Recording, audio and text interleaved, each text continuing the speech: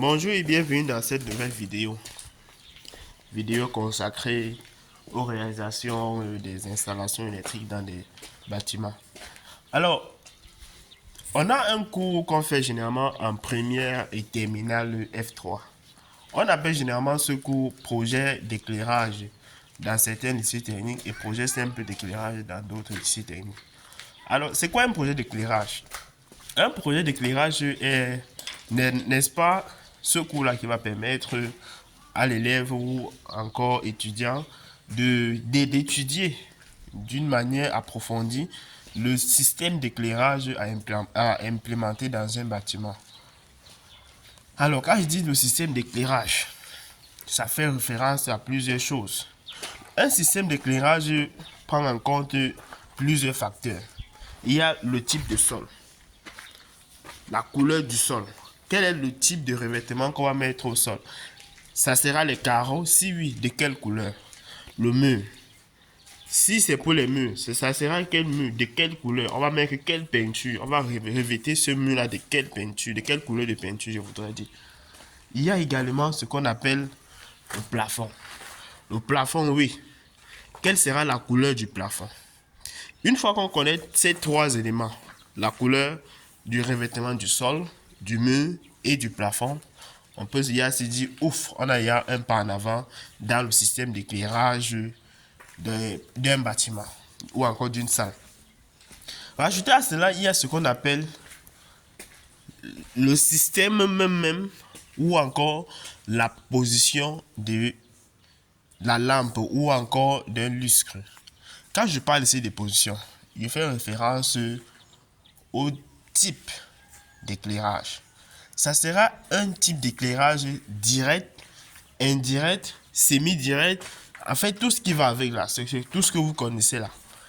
Et une fois que je dis cela, le type d'éclairage ici là va permettre de savoir quelle est la surface à éclairer. Je prends l'exemple. S'il s'agit du type d'éclairage direct, le type d'éclairage direct, ça serait quoi? Supposons qu'ici là c'est une table. Comme vous pouvez remarquer ce qu'on replaquait.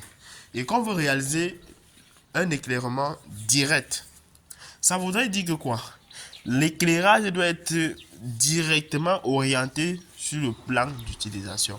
Le plan d'utilisation ici c'est quoi? C'est ce qu'on replaquait. Ça voudrait dire que on va diverger les lampes à cette position. Vous allez voir qu'à ce niveau, on va placer une gaine là, où la lampe va directement retomber sur ce qu'on replaquait. Là, c'est le système d'éclairage généralement implémenté dans différents bâtiments.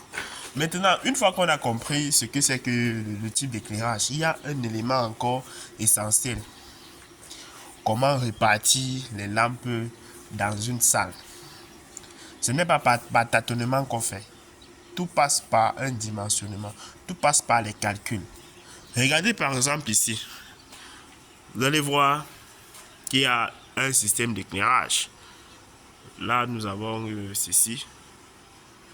Et jusqu'à présent, nous n'avons pas encore défini quelle sera la position des luminaires. Quand je parle de position ici, je fais référence à deux éléments. Est-ce que les luminaires seront directement suspendus ou encore seront encastrés ou encore au plafond? Je voudrais dire ça comme ça.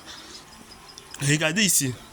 L'éclairage d'ici est je vais dire, défini en carreaux. Là, nous avons le premier carreau. Pourquoi on fait ceci en carreau? Parce que nous avons ces poutres-ci. Et lorsqu'on a généralement ces poutres-ci, le but ici est que lorsqu'on essaie d'éclairer ce carreau, on ne puisse pas avoir l'ombre de ce carreau dans ce monsieur.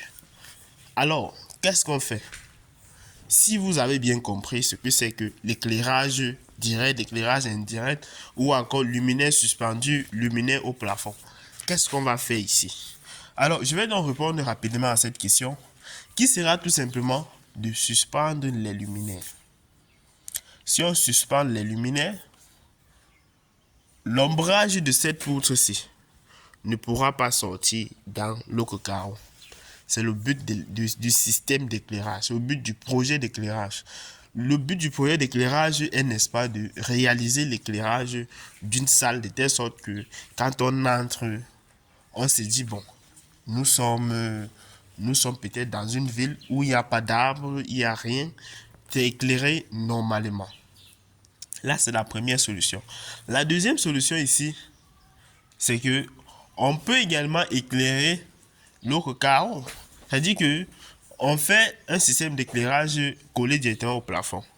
Quand on va coller ce système d'éclairage au plafond, on vient également dans nos carreaux, on fait le même processus. Parce que figurez-vous, même si on suspend, il y aura l'ombrage au-dessus des luminaires.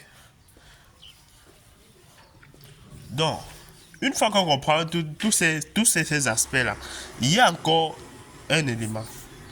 Regardez à partir d'ici. Je vais prendre le cas de la gaine C et de la gaine C.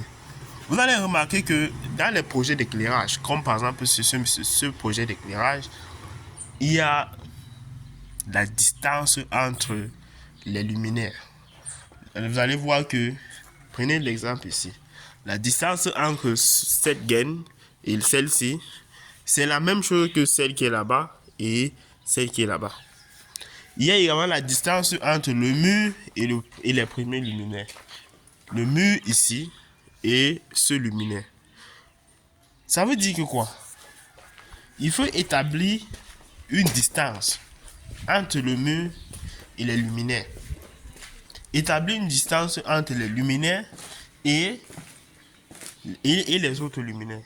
Une fois qu'on a donc fait cela, ça permet de définir, de déterminer l'éclairement de la salle, qui se donne généralement en luxe.